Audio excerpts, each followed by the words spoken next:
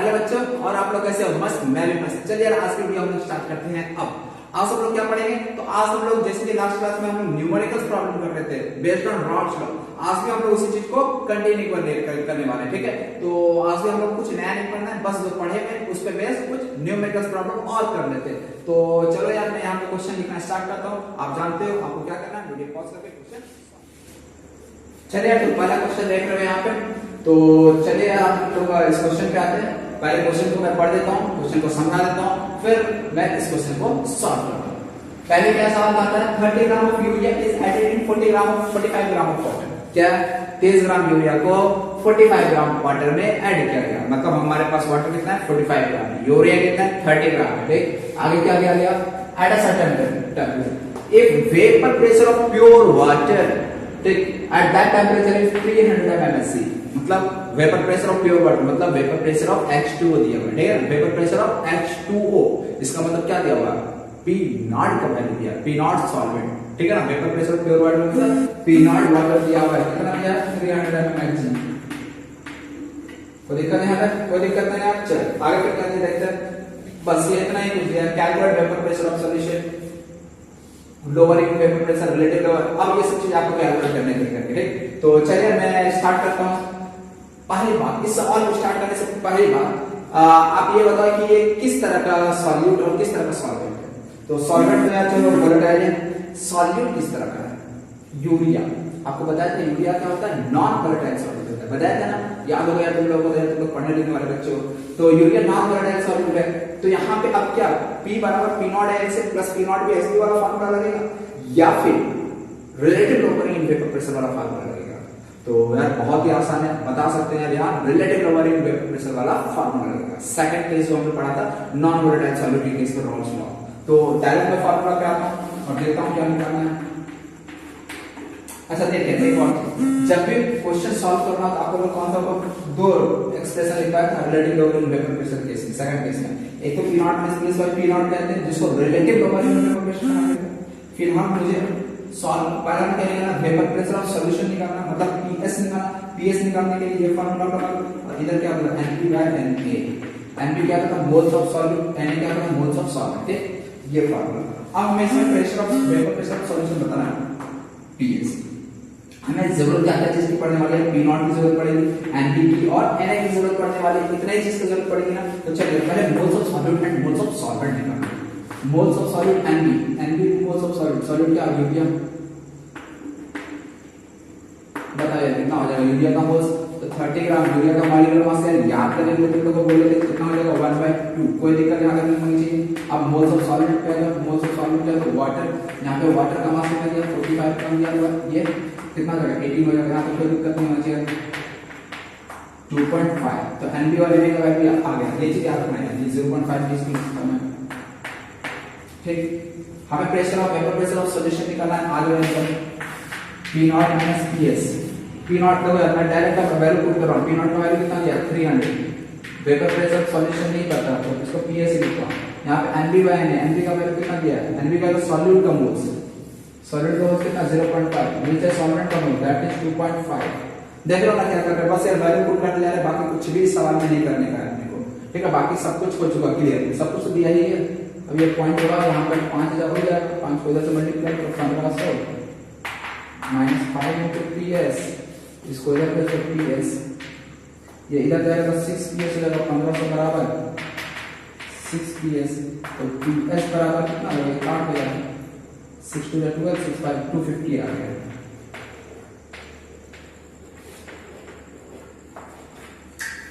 तो मेरा ये चीज प्रेशर सॉल्यूशन कैसे है देख रहे हो, कुछ भी करना नहीं था, बस आपको क्या करना था, पहला तो ये चीज आपको समझना होगा कि हम कौन सा फार्मूला लगाएंगे। ये कैसे समझोगे, तो बस यार देखो सॉल्यूट नॉन वोलेटाइल है, वोलेटाइल है, तो सवाल पड़े यूरिया, यूरिया दिख गया तो नॉन वोलेटाइल सॉल्यूट, यदि सॉल्यूट नॉन वोलेटाइल है तो डायरेक्ट ये वाला फार्मूला लगाना है। हमेशा जब भी प्रॉब्लम बनाना तो ये देख रहा हूं कितना आसानी से आ गया, लेकिन वही यदि रिलेटिव लोअरिंग वाला तुम फार्मूला लगाओ ना, P nought minus PS by P nought वाला, तो फिर ऐसे में यहाँ पे NP by NA plus NP आ जाता है, थोड़ा कैलकुलेशन लंबा चला जाता है। हाँ ठीक है ना, तो इसलिए इसमें जल्दी से सॉल्व हो जाता है, तो तुरंत हम लोग सॉल्व कर लिया आंसर। इस वाले प्रॉब्लम बोले तो यहाँ P नॉट भी लगा के बना सकते हैं, तो वो भी तुरंत आंसर दे देगा। ठीक है ना, लेकिन जो भी लगाना है तुमको लगाओ, लेकिन ये वाला आप हर जगह लगाओ, ज्यादा अच्छा रहेगा। तो ये फर्स्ट पार्ट हमारा हो गया वेपर प्रेशर ऑफ सॉल्यूशन निकालने का था। Second, lowering vapour pressure. तो लोअरिंग वेपर प्रेशर का मतलब क्या होता है, एक चीज पर नोट करना, यहाँ पर जो सॉल्यूशन का प्रेशर आ रहा है वो कितना आ रहा है, 250 mmHg आ रहा है, और टोटल प्योर वाटर का वेपर प्रेशर कितना, 300 mmHg। अगेन हम लोग क्या ऑब्जर्व कर रहे हैं, जो प्योर सॉल्वेंट है उसका वेपर प्रेशर 300 है, लेकिन जब हम यूरिया को वाटर में ऐड किए तो वेपर प्रेशर ऑफ सॉल्यूशन का कितना हो चुका, 250 mmHg हो चुका। इसका मतलब पहले 300 था, सॉल्यूशन जब बना तो 250 हो गया। मतलब क्या हुआ, मतलब 50 mm से प्रेशर कम हो गया सॉल्यूशन का। तो लोअरिंग वेपर प्रेशर कितना बोलेंगे, 300 से 250 होगा, लोअरिंग कितना बोलेंगे, 50 mmHg। दैट्स इट, खत्म। ये सेकंड पार्ट यही आंसर होगा, lowering vapor pressure is equal to my direct example 300 minus 250, that is 50 mmHg। Second part भी आ गया, इसमें भी आपको दिक्कत तो नहीं होना चाहिए, ठीक। थर्ड पार्ट का, थर्ड पार्ट क्या कर रहे हैं, थर्ड पार्ट का रिलेटिव लोअरिंग वेपर प्रेशर। आप देखो यार, रिलेटिव लोअरिंग वेपर प्रेशर निकालना, तो पहले रिलेटिव लोअरिंग वेपर प्रेशर होता क्या है मुझे बताओ यार। रिलेटिव लोअरिंग वेपर प्रेशर क्या होता है, P nought minus PS by में P नॉट, इसी को रिलेटिव लोअरिंग वेपर प्रेशर कहता है। देखो P nought minus PS related to what, pure vapour pressure of solvent, तो जाकर उसे रिलेटिव लोअरिंग वेपर प्रेशर कहेंगे, ठीक है। यदि ऐसा है तो बताओ P नॉट का वैल्यू कितना, P नॉट का वैल्यू कितना बताओ बच्चों, बताओ 300 mmHg। ऑलरेडी यहाँ पे कहाँ था यार, दिख गया राइट की वजह से। 300 माइनस PS ऑलरेडी हम निकाले, कितना निकाले 250, फिर नीचे क्या लिखेंगे 300, ये कितना बच गया 50 अपॉन में 300। कोई दिक्कत, यहाँ से काट कर 1/6 आ गया, कितना आ गया 1/6 हो गया, खत्म। और इसको एक और तरीके से हम निकाल सकते थे, हमने पढ़ा था रिलेटिव लोअरिंग वेपर प्रेशर जो होता है वो मोल फ्रैक्शन ऑफ सॉलिड के बराबर होता है। बताया था ना, कब बताया था, कल ही बताया था तुम लोग यार। Relative lowering vapour pressure P nought minus PS by P nought होता है, this equal to mole fraction of solid PV।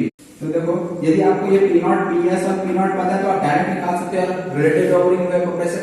मान लो ये चीज नहीं दिया होता, मान लो 300 mmHg नहीं दिया होता, तो हम सब कैसे निकालते रिलेटिव लोअरिंग वेपर प्रेशर, तो भी हम लोग निकाले थे, क्योंकि हमें पता है रिलेटिव लोअरिंग वेपर प्रेशर किसके बराबर होता है, मोल फ्रैक्शन ऑफ सॉल्यूट के बराबर होता है। क्या तुम्हें यदि मोल्स ऑफ सॉल्यूट या दोनों चीज पता था ना, मोल्स ऑफ यूरिया भी पता है, कितना था moles of urea 0.5, moles of solvent that is water ये भी पता है 2.5।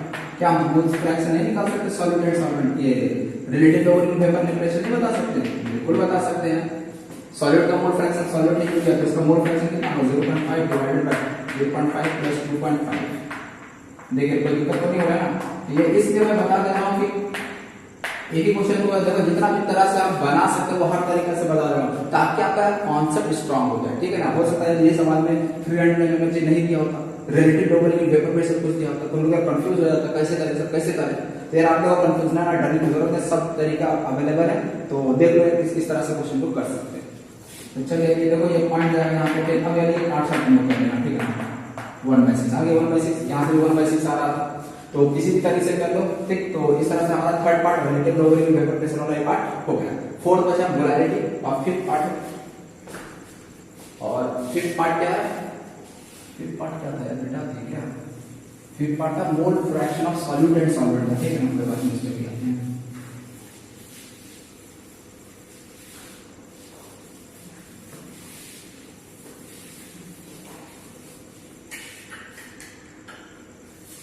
तो देखिए मोलैरिटी, अब नेक्स्ट मोलैरिटी निकाल लेते हैं।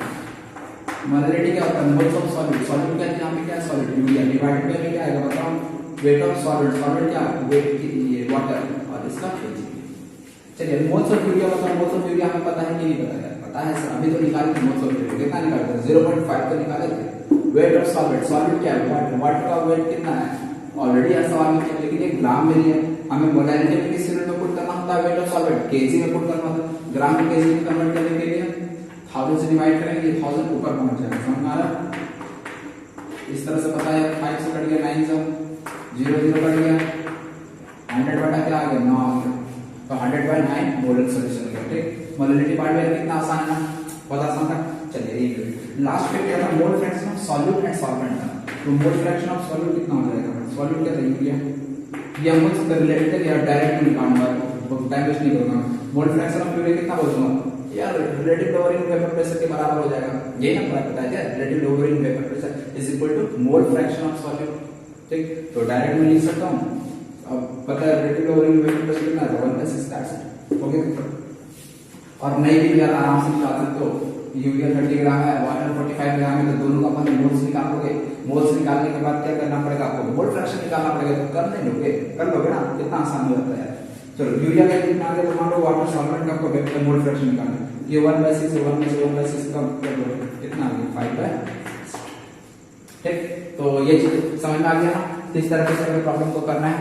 देखिए सबसे पहले जो भी आप पैसा समझो कि कहाँ कौन सा फार्मूला लगाना है, उसका क्या निकालना है, ये चीज को भी देखना है। तो बाकी उसके बाद कोई भी दिक्कत नहीं आएगा। बेसिक्स मोल्स देख, मोल्स से कैलकुलेट करना है, मोल फ्रैक्शन मोलैरिटी कैलकुलेट करना, ये सब पे तो ऑलरेडी हम लोग अच्छा क्वेश्चन करके बैठे हैं, यहाँ का दिक्कत होगा, कोई दिक्कत नहीं होगा। ठीक, तो चलिए आप लोग नेक्स्ट क्वेश्चन पे चलते हैं। नेक्स्ट क्वेश्चन देखो यार, ये सवाल क्या है, पढ़ते रहो। How many grams of glucose should be added, should be dissolved in 180 gram of water. मतलब हमें ग्लूकोज, हम क्या कर रहे हैं, ग्लूकोज को वाटर में डिसॉल्व कर रहे हैं, तो हमें बताना है कितने ग्लूकोज को वाटर में डिसॉल्व करें जिससे कि वेपर प्रेशर रिड्यूस हो जाए 20% से। समझ में सवाल क्या कहना चाह रहा है, मतलब हमारे पास वाटर है, ग्लूकोज है, ग्लूकोज को हमने वाटर में डाला, हमें बताएं कितना ग्लूकोज को वाटर में डाला जाए, वाटर कितना अमाउंट कितना है 180 ग्राम, जिससे कि वेपर प्रेशर जो सोल्यूशन का है वो 20% से डिक्रीज कर जाए। ठीक, हाँ यहाँ पे vapour pressure of pure water नहीं दिया, कोई दिक्कत नहीं दिया, कोई दिक्कत नहीं। हमें चल हमें ये पता है, मान ले वाटर जो है प्योर वाटर का वेपर प्रेशर कुछ नहीं होगा, कितना मान ले P0 मान लेते हैं। ठीक, यदि pure vapour pressure of water यदि हम P0 ऑफ H2O P0 मान लेते, ओके। अब बताओ यदि प्योर वाटर का वेपर प्रेशर P0 है, ग्लूकोज को ऐड करने से वेपर प्रेशर 20% से रिड्यूस हो जा रहा है, रिड्यूस बाय 20%। इसका मतलब वेपर प्रेशर हो कितना गया, ये P0 में से 20% कम कर दो, P0 में से 20% कम कर दो, तो देखिए जब भी 20% 30% कम करने बोला जाए ना, तो आपको यार P0 इतना मत किया करो। ठीक है, मैं डायरेक्ट क्या बोल सकता हूँ 0.8 भी बोल सकता हूँ। ठीक है, फिर भी मैं सॉल्व कर दूंगा बच्चों की तरह, ये आपको सॉल्व करना, ये आएगा 0.8 P0 आएगा। ठीक, तो जब भी बोला जाए 20% से रिड्यूस कर दिया जाए, मतलब कि 100% का 20% से रिड्यूस कर दिया जाए, इसका मतलब फाइनल वैल्यू 80 बच जाता है, 80%। तो यदि मैं P0 माना हो तो ये 0.8 P0 हो जाएगा। 30% से रिड्यूस कर दिया, इसका मतलब 70% हो गया हमारा फाइनल वैल्यू, मतलब 0.7 P0 हो जाता है ऐसा। तो बार बार आपको यार P0 में से P0 का 20% घटाने की जरूरत नहीं है, 20% रिड्यूस किया गया ना, इसका मतलब 80% हो जाएगा P0 का, और P0 का 80% का मतलब क्या 0.8 P0। यदि मान लो 40% रिड्यूस हो जाता वेपर प्रेशर, तो यदि 40% से रिड्यूस होता तो वेपर प्रेशर फाइनल हो कितना जाता सोल्यूशन का 60%, और P0 का 60% 0.6 P0 हो जाता है। तो डायरेक्ट यहाँ 0.6 P0 लिखता है। ये सब छोटी छोटी चीजों में टाइम वेस्ट नहीं करने का, अपने को हर एक जगह समय बचाना है जहाँ बचा सकते हैं। चल, तो फाइनल प्रेशर ऑफ सोल्यूशन भी पता चल गया। अब क्या तो यार सवाल खत्म कहानी। देखिए P0 minus PS bye P0। अच्छा यहाँ पे P0 वाला लगाओ या PS वाला लगाओ, देखो सवाल सॉल्व करना है ना, ये PS वाला लगाओ, बहुत ही यूं ही सवाल देखो बन जाएगा। यहाँ पे क्या होता है NB बाय N, अब NB के जगह पे मैं क्या लिखूं ग्लूकोज, अब बाय में वाटर लिख देता हूँ, NB बाय N लिखता हूँ ना, एक काम करते हैं NB लिखता हूँ, ठीक है ना। तुम लोग दिक्कत है, P0 को P0 ही लिखता हूँ। प्रेशर ऑफ सॉल्यूशन कितना हो चुका 0.8 P0, 0.8 P0 लिख देता हूँ। फिर नीचे भी क्या है 0.8 P0 ही है। NB क्या है moles of solute, moles of solute कितना, तो सॉल्यूट ग्लूकोज है, ग्लूकोज का अमाउंट हमें नहीं पता, तो नहीं पता है तो W मान लेंगे, बटा में 180 कर देंगे, कोई दिक्कत नहीं। Na क्या होता है मोल्स ऑफ सॉल्यूट होता है, मोल्स ऑफ सॉल्यूट कितना, सॉरी यार सॉल्वेंट होता है, सॉल्वेंट क्या वाटर, वाटर का मोल्स 180 अपॉन 80 यार। अब तो इतना दिक्कत नहीं होना चाहिए तुम लोग को। अब हमें आगे क्या करना है यार बता, P0 में से 0.8 P0 जाएगा, कितना बचा 0.2 P0 बचा, नीचे कितना P0 बचा 0.8 P0 बचा। दिस इक्वल टू कितना हो जाएगा देखते यार W बाय, अच्छा ये काट देते हैं क्या, कट के 10 और इधर अच्छा 180 के नीचे आ जाएगा, ये 180 नीचे आ गया, ये कट के 10 बच गया। तो यार देख जो कट रहा है काट दो, P0 उड़ गया, पॉइंट उड़ गया, ये 2 से 4 उड़ जाएगा, तो इधर बचा 1/4, इधर बचा W अपॉन ये कितना हो गया 1800 हो गया, यहाँ पे W इक्वल टू कितना हो जाएगा 1800/4।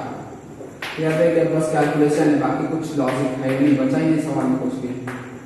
450 ग्राम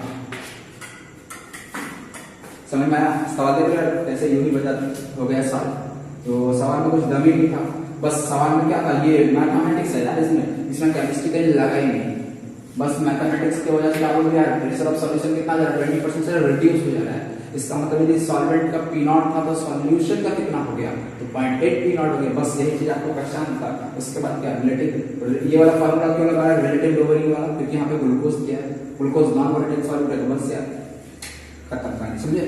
तो नोट कर लीजिए। अब हम लोग नेक्स्ट क्वेश्चन पे आते हैं। तो देखिए नेक्स्ट क्वेश्चन आपके सामने आ चुका है। सवाल क्या है यार, देखिए 20 gram of non volatile solvent is dissolved in 156 gram C6H6 क्या है, तो कोई नॉन वोलेटाइल सॉल्वेंट है, ठीक, कौन सा नॉन वोलेटाइल सॉल्वेंट है यहाँ पे नहीं पता है। हमने उसको किसको किसमें डिसॉल्व किया, बेंजीन में डिसॉल्व किया। बेंजीन का वेट दिया है 156। आगे क्या दिया, ए vapour pressure of pure benzene eight that temperature is 200 mHg। इसका मतलब क्या हो गया, वेपर प्रेशर होने किसका दिया प्योर बेंजीन, बेंजीन यहाँ पे क्या है सॉल्वेंट है, और इसका 200 mHg दिया, ठीक है ना 200। आगे फिर क्या करता है सवाल, वेपर प्रेशर, अच्छा एक और चीज है, वेपर प्रेशर ऑफ सॉल्यूशन दिया है 150। एक चीज देखना, जो सॉल्यूशन का प्रेशर है ना, वेपर प्रेशर वो सॉल्वेंट से कम आ रहा है, याद रखना हमेशा सॉल्यूशन का vapour pressure solvent pure solvent से कम ही आएगा, ठीक है ना, इस चीज को याद रखना। ऐसा क्यों ऑलरेडी बता चुके हैं, lowering vapour pressure always observe होता है जब भी नॉन वोलेटाइल सॉल्वेंट को सॉल्वेंट में ऐड करते हैं। आगे calculate molar mass of solute, molar mass of solute होता है यार, इसमें क्या है, हमें इतना तो पता है कौन सा फार्मूला लगेगा, रिलेटिव लोअरिंग वेपर प्रेशर लगेगा। क्यों, नॉन वोलेटाइल सॉल्यूट को सॉल्वेंट में ऐड किया जाए, जब भी नॉन वोलेटाइल सॉल्यूट को सॉल्वेंट में ऐड किया जाए तो लगा दो यार P0 - PS। क्वेश्चन सॉल्व बनाते हैं तो PS होगा। ये रिलेटिव लोअरिंग वेपर प्रेशर है क्या, ना ये नहीं है, बस हमें क्वेश्चन सॉल्व करने के लिए बनाना है फार्मूला, ठीक है ना, अपना काम निकल जाए, उसके बाद अपने को बाकी से कुछ मतलब नहीं है। P0 - PS, P0 का वैल्यू कितना, वेपर प्रेशर का प्योर बेंजीन 200, सॉल्यूशन का कितना 150, फिर नीचे सॉल्यूशन का ही आता है 150 आएगा। एनपी क्या, वेट ऑफ सॉल्यूट। अब देखो सॉल्यूट क्या होगा W बाय सॉल्यूट क्या, नॉन वोलेटाइल सॉल्यूट, पता है क्या मास नहीं, अच्छा ये पता है 20 ग्राम सॉल्यूट है, तो जब इसका मोल्स लिखेंगे तो मोल्स क्या होगा, weight by molecular weight, weight लिखे W बाय मॉलिक्यूलर वेट को m मान लिया, और ये m को कैलकुलेट करना है अपने को, ठीक, कोई दिक्कत नहीं है। आगे यहाँ पे क्या लिखा है 156, तो सॉल्वेंट का 156 बाय में क्या जाएगा 70, बेंजीन का मास कितना होगा 78 होता है, ठीक है, कोई दिक्कत नहीं है। अब चलिए यहाँ से चेक कर दिया, देखो 2 सा कट जाएगा, ये 2 जा उड़ जाएगा, उधर कितना बचा 50 बटा में नीचे कितना आएगा 150, फिर इधर क्या बचा 20 बटा है, नीचे क्या बचा 2 बचा, ये 2 से 10 जा उड़ जाएगा, ये 50 को 3 जा उड़ा दो, m को इधर भेज दो, 3 को इधर भेज दो, 3 और 10 कितना हो जाएगा 30, मॉलिक्यूलर मास कितना आ गया 30। अब यार मुझे बताओ, हाँ ठीक है, यहाँ पे तो सवाल में क्या था, मोलर मास ऑफ सॉल्यूट बताना था। अच्छा मोलर मास क्या हो जाएगा 30, यूनिट क्या आएगा, मान लिया यूनिट, मान लिया ऑप्शन में 30 AMU भी लिखा हुआ है और 30 ग्राम भी लिखा हुआ है, तो आप लोग बताओ मैं आंसर क्या मानूंगा, 30 AMU को टिक करूंगा या 30 ग्राम को टिक करूंगा। तो देखो मोलर मास ऑफ सॉल्यूट है, मोलर मास ऑफ सॉल्यूट का मतलब क्या होता है, एक मोल का मास, क्या होता है एक मोल का मास, और एक मोल का मास पूछा जाए तो आंसर किसी यूनिट में होगा, मोल का मास ग्राम में, ग्राम में एटॉमिक मास, पता है ना, चलिए अच्छी बात, तो आंसर सिर्फ 30 ग्राम में। लेकिन मान ले पूछ दिया होता calculate molecular mass of solute, तो यदि मॉलिक्यूलर मास ऑफ सॉल्यूट पूछा जाए इसका मतलब एक मॉलिक्यूल का मास, एक मॉलिक्यूल का मास फिर 30 AMU को मैं टिक करता हूं, ठीक, तो ये सब छोटी छोटी हो सकता है कहीं मिल जाए ऐसा क्वेश्चन में, तो इसलिए पता चला पूरा बना तो लिया यार, लेकिन हमको मोलर और मॉलिक्यूलर मास में कंफ्यूजन था, और बहुत बार क्या होता है सवाल में ऐसा भी दिया कर रहा था, निकालने को बोला गया 30 AMU, सॉरी मोलर मास निकालने को बोला गया, और क्वेश्चन यहाँ पे ऑप्शन ए में मिल जाएगा 30 AMU, फिर आपको 60 ग्राम, फिर 60 ऐसा ऐसा दिखेगा, ठीक है ना, तो आप क्या करोगे 60 AMU, पहले ऑप्शन लिखते हैं पहले तुरंत टिक मार ले, एकदम मतलब यार आगे पीछे कुछ नहीं लिखते, 30 मेरा आंसर आया, 30 कहाँ दिखा, 30 यहाँ दिखा यार, एकदम एक बार में आंसर टिक करते हैं। तो यार ऐसे में कहता बच्चा पूरा ओवर कॉन्फिडेंट रहे, अब मेरा आंसर तो गलत हो इसमें यार ये तो एकदम सही बना गया, ऐसा वैसा एकदम जोश में रहता है, ठीक। लेकिन क्या होता है, एक जोश होता है उसको डुबा देता है, तो इतना भी ज्यादा जोश सही नहीं है। एग्जाम में बहुत कूल और पेशेंस रखना है, ठीक है ना। ऑप्शन को भी एक बार देख लेना है, और यूनिट बहुत गलती करता है, एक दो सवाल तो रहता ही जहाँ यूनिट आपसे मिस्टेक करवाएगा हर एग्जाम में। तुम लोग टेस्ट देते भी होगा ना, तो तुम लोग भी ये चीज को फील किए होगे, बहुत बार क्या होता है सिली मिस्टेक हो जाता है। यूनिट चेक नहीं किया, किसी और क्वेश्चन में यूनिट में था, मैं एक यूनिट मिस कर दी। केमिस्ट्री में किलो लोग कहीं रहता है, आंसर किलो नहीं रहता है, तो वहाँ किलो की वजह से भी गलती हो जाता है। और ऑप्शन तो आपको दिखेगा ही दिखेगा, वो एक ऑप्शन ऐसा सेट करके देगा जो कि आप गलती करो। तो इसलिए यार जहाँ जहाँ हमसे हो सकता है मैं बता देता हूँ आप लोगों को, ठीक। तो आप लोग इस चीज को ध्यान में रखना कि ऐसी छोटी छोटी गलतियां ना हो हमसे, ठीक। क्योंकि एग्जाम देना तुम्हें देना है, मुझे देना नहीं है, मेरा तो अपना काम चल रहा है, धीरे धीरे जिंदगी कट रहा है जैसे भी हो, इसलिए आपको ये सब छोटी छोटी चीजों का ध्यान रखना। ओके चलिए अब हम लोग नेक्स्ट क्वेश्चन पे आते हैं। नेक्स्ट क्वेश्चन आपके सामने ये है बच्चों। अब इस सवाल को कैसे किया जाए, पहले थोड़ा आप लोग वीडियो पॉज करके आप लोग खुद से कोशिश करना, ठीक है ना। देखिए ये सवाल उम्मीद कम है कि आप लोगों से सॉल्व होगा, ठीक। कोशिश करना, कोई बहुत हार्ड सवाल नहीं है, थोड़ा सा आपको सोचना पड़ेगा, ठीक। ये क्वेश्चन थोड़ा बाकी क्वेश्चन से अलग है, डिफरेंट है। कैसे डिफरेंट है, चलिए उस चीज को समझते हैं। क्या एक सवाल देखो, 30 gram of non volatile solute is dissolved in 36 gram of water at 100 degree Celsius. सवाल है यहाँ तक तो कुछ नहीं था, 30 ग्राम एक नॉन वोलेटाइल सॉल्यूट है, नॉन वोलेटाइल है मतलब हमको वही रिलेटिव लोअरिंग वेपर प्रेशर वाला फार्मूला लगाना है, यहाँ तक तो यार कोई दिक्कत नहीं है। आगे सवाल में क्या कहा गया, 30 ग्राम नॉन वोलेटाइल सॉल्यूट को डिसॉल्व किया गया 36 ग्राम वाटर में, वाटर सॉल्वेंट है, और टेम्परेचर क्या दिया गया है 100 डिग्री सेल्सियस दिया गया। आगे if vapour pressure of solution is 570 mmHg, vapour pressure solution का दिया 570 mmHg, ठीक। और हमें calculate molar mass of solute बताना है, ठीक। यहां तक तो चलो सही है। चलो यार सबसे पहले क्या करते हैं, यहाँ पे एक चीज को दिमाग में रखिए, रिलेटिव लोअरिंग वेपर प्रेशर वाला फार्मूला को लगाना पड़ेगा, वैल्यू लगाना पड़ेगा, तो फार्मूला लगा दिए हम ये। अब बात आती है इसमें वैल्यू पुट करने का, P नॉट PS, PS तो मैं पुट कर दूंगा, क्या पुट करूंगा PS, प्रेशर ऑफ सॉल्यूशन दिया है कितना 570 mmHg, तो 570 यहां पुट कर दिया। P नॉट क्या पुट करेंगे, P नॉट हमें दिया है क्या, नहीं दिया है, मतलब vapour pressure of pure water क्या होगा ये हमें नहीं पता, तो अब दिक्कत हो गई। और इधर हमें मोलर मास ऑफ सॉल्यूट बताना है, मोलर मास का मतलब क्या है WB, वेट ऑफ सॉल्यूट कितना 30 ग्राम है, बाय मॉलिक्यूलर मास नहीं पता, वही कैलकुलेट करना। सॉल्वेंट का मास कितना दिया 36 ग्राम, और बाय में 18 हो जाएगा। यहाँ तक तो यार कोई दिक्कत नहीं है। बात आता बस यहाँ पे दो वैल्यू हो जाएगा, P नॉट भी नहीं पता और एक मॉलिक्यूलर मास ऑफ सॉलिड भी नहीं पता, इक्वेशन हमारे पास एक ही है, तो फिर कैसे होगा यार, ऐसा बड़ा दिक्कत वाली बात है, क्या करना पड़ेगा इसमें फिर। तो चलिए एक चीज देखो इसमें जो इंपॉर्टेंट है वो मैं बता रहा हूँ, अब ध्यान से समझना। यहाँ पे वाटर जो दिया कुछ टेम्परेचर दिया 100 डिग्री सेल्सियस, किस पे दिया 100 डिग्री, और हमें पता है क्या पता है, वाटर का बॉइलिंग पॉइंट ही होता है 100 डिग्री सेल्सियस, ये तो यार पता है ना तुम लोगों को। तो बॉइलिंग पॉइंट ऑफ वाटर जो है वो कितना दिया है 100 डिग्री सेल्सियस। यदि बॉइलिंग पॉइंट 100 डिग्री सेल्सियस दिया है, इसका मतलब मैं बोल सकता हूँ प्रेशर कितना रहा वाटर का at 100 degree Celsius. Boiling point याद है ना, बॉइलिंग पॉइंट में टेम्परेचर 100 डिग्री सेल्सियस होता है, और प्रेशर क्या होता है ये पता है, प्रेशर 180 होता है। हम लोग को इससे पहले भी बताया, जब भी कोई सब्सटेंस बॉइल करता है तो प्रेशर तो 180 होता है, और यदि वाटर की बात करें तो टेम्परेचर 100 डिग्री सेल्सियस। कोई अदर सब्सटेंस ले ले, बेंजीन का टेम्परेचर जो भी हो, प्रेशर 180 होना जरूरी है, ठीक। तो यहाँ पे मैं क्या बोल रहा हूँ, वाटर का जो प्रेशर है वो 180 में, टेम्परेचर कितना है 100 डिग्री सेल्सियस। तो ये चीज अंडरस्टूड हो जाता है। यदि कहीं कोई बॉइलिंग पॉइंट नहीं दे रहा है किसी सब्सटेंस का, तो आपको प्रेशर ऐसे केस में सब्सटेंस का कितना लेना है 180 लेना है। मान लिया यहाँ पे वाटर ले जाता, कोई दूसरा सॉल्वेंट ले लिया होता, बेंजीन बोल दिया गया, बेंजीन का एट 100 डिग्री सेल्सियस 100 डिग्री, फिर उसका जो भी बॉइलिंग पॉइंट दे दिया होता। तो यदि बॉइलिंग पॉइंट में कोई सॉल्वेंट दिया, प्रेशर आपको उसका क्या लेना 180 को mmHg में कितना लिख सकते हैं 766 mmHg।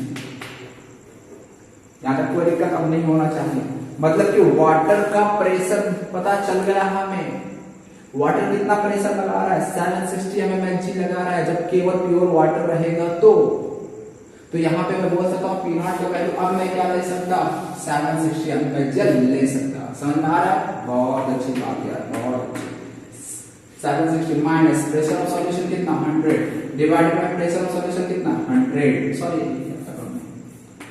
570 ना, फिर यहाँ पे भी 570 दिस इक्वल टू यहाँ पे क्या है 30 बाय m, यहाँ से 2 या उड़ा दो यार, इसको उड़ा दिए, इसको माइनस करेंगे तो कितना बचेगा बताओ 190 बच रहा है क्या, 16 के साथ 190 बचेगा, इधर कितना 570, इधर कितना आ जाएगा देखिए 30 बाय 2, इधर n, कोई दिक्कत तो नहीं होना चाहिए, जीरो जोड़ दिया और 19 का पहाड़ा आता है तो देखो 20 57 होता है 93 का 57 होता है अंग्रेजी में।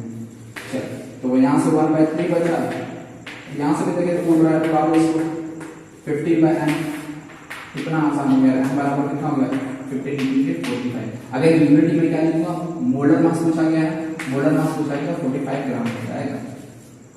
तो इस सवाल में देख रहे हो हार्ड केवल क्या था, बस हार्ड क्या था पी नॉट का वैल्यू क्या है, तो आपसे याद रखना है तुम लोग जब भी बॉइलिंग पॉइंट में कोई सब्सटेंस दिया है तो ऐसे केस में उसका हम लोग पी नॉट का वैल्यू यानी vapour pressure of pure solvent का वैल्यू कितना लेते हैं 180 को एमएमएनसी में लिखे तो 760 mmSg। क्लियर, तो आपसे यार इस चीज का ध्यान रखना, बहुत बार सवाल में ऐसा भी रहता है वेपर प्रेशर प्योर सॉल्वेंट का नहीं देता है, वो लिख रहे हैं कि substance boils at 80 degree Celsius.